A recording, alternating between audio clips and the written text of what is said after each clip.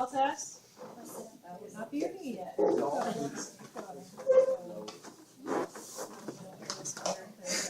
Alright, bring this knee up.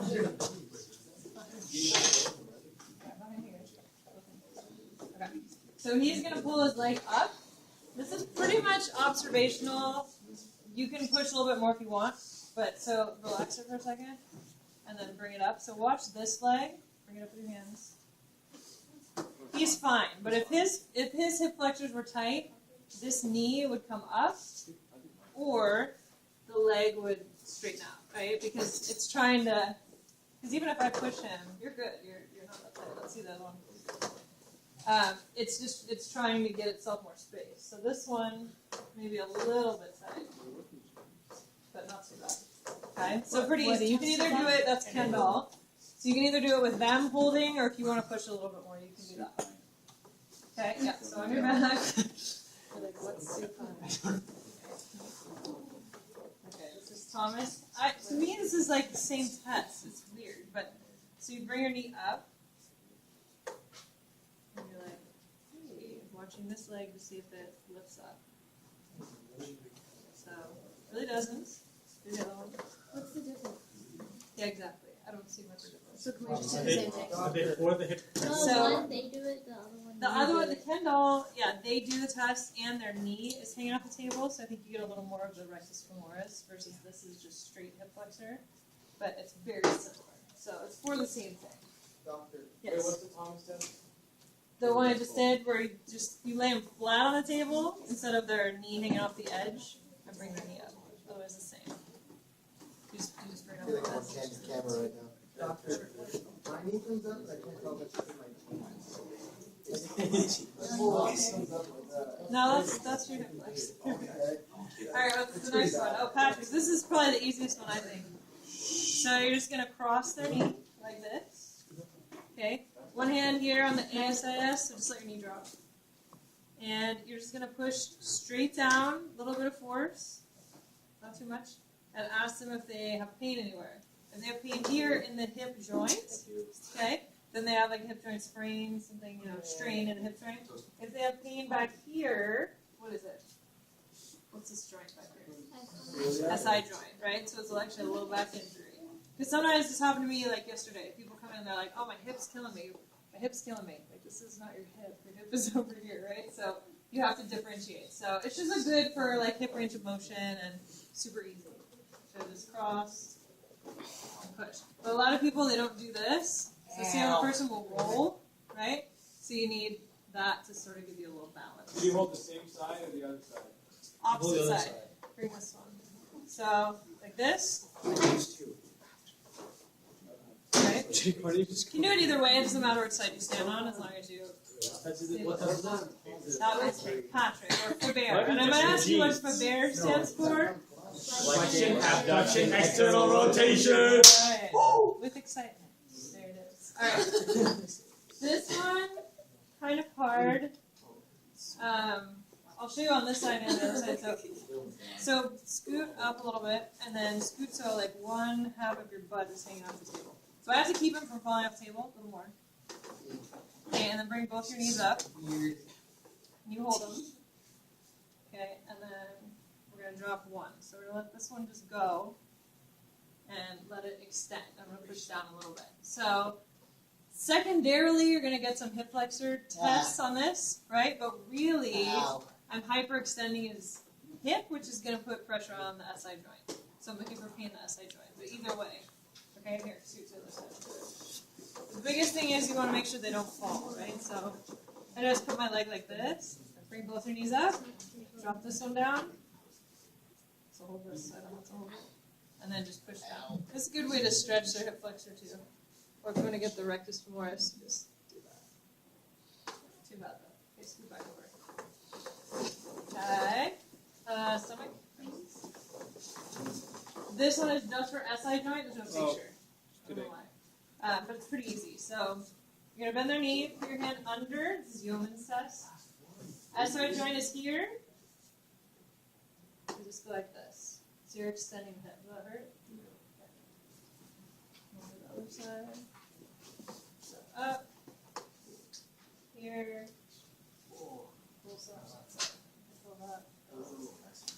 Nico's a mess. Okay, so just, if you're small, make sure you use your legs so you don't hurt yourself. Renee's test. Okay, stand up. So if you get this, you have to tell the other person. Don't just you do it, right? So you're going to say, all right, Nico, stand on one foot. And then I want you to bend your knees to about 40 degrees. And then come back up. Do you have any pain when you're bending? Where? Front of your knee? But nothing on the side of your knee? Okay, do the other side. Straight down. Over. Back up. Okay, so you're looking for pain pretty much anywhere here or up on the side of the hip. That's TFL, IT band tightness. Easy. That's the easy one. No, if you guys remember this one, then you're back. Right, where you find Gertie's tubercle. Are you done? Yeah, that's how I feel. Why do you even assign it?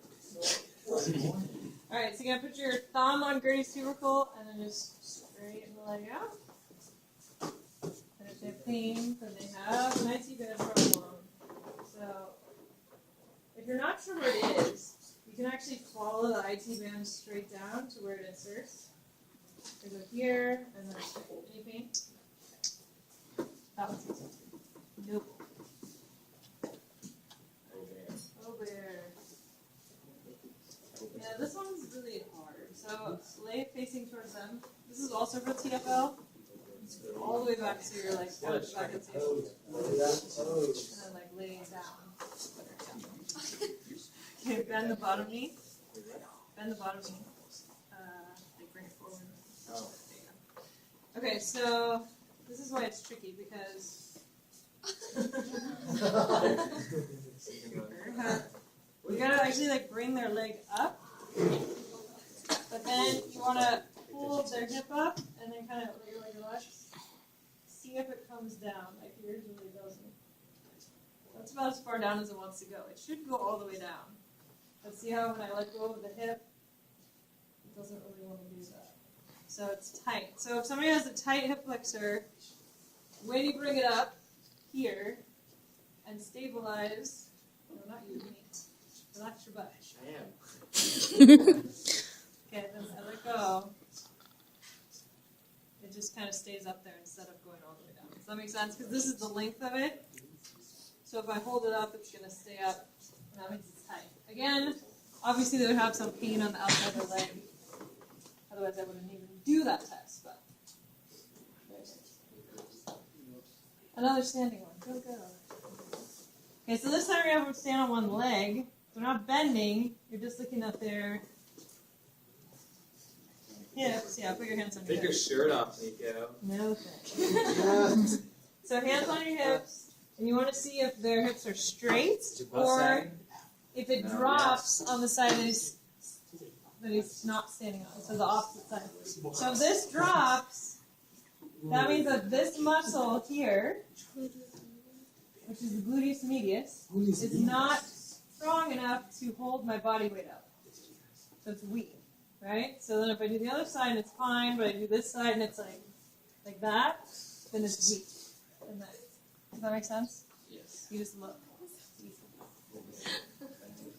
Trendelenburg. Okay. Performative. Stomach.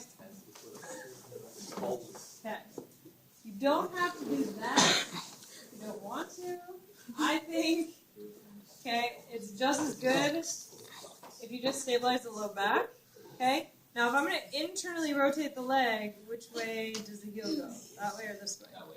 That out towards you. Towards me, right? Backwards is what you think. So this is internal rotating. Any pain there? Okay. So if I wanted to, I could stick my thumb on the muscle, but I don't think you need to, really. So you do that, and then the other side, bend, and then that one's tight. So actually you can see his other hip lifts up. Can you see that? Yeah. But when I do it on this side, it doesn't. Do you see the difference? Yeah. So this piriformis is tight. He's not lined for the rotation. So if you put your hand On the piriformis, yeah. it's like right here. No, like what he's doing over there, if he did that. you would just feel it. So if I stuck it there and then was out, I can feel that it's really tight. Okay. It's right under this. Okay. Where have you been to go to these? I think there's just a couple more. One more. One more. Eli's. Eli. Lies. This one's so easy too. Okay, so lay flat down for me. Again, pretty much observational, right? All you're gonna do is do this and see if their hip raises up. Why would the hip raise? Because their hip flexor's tight. So I'm stretching their hip flexor so the body would compensate by lifting up. People videotaping this? Yeah. Yeah. But you know what I mean? To make it shorter. Because you're stretching it, but it doesn't want to stretch. So your body's going to sort of Or compensate. like that. Yeah. Does anyone have a tight hip flexor in here? Like, no, you I haven't? might. Yeah. Here, come over here really quick, Jake. Let's see if Pants it'll- might just No, my hip. Pull your pants up a little bit. Lay face down. Let's see if it's positive. Is it one side or the other? Alright, let's do this one. Yeah, see that? Oh my god. Wait. Oh. Wait, do it again? See how it rolls up? So watch. I'm just gonna this up a little bit. Watch how he rolls towards me.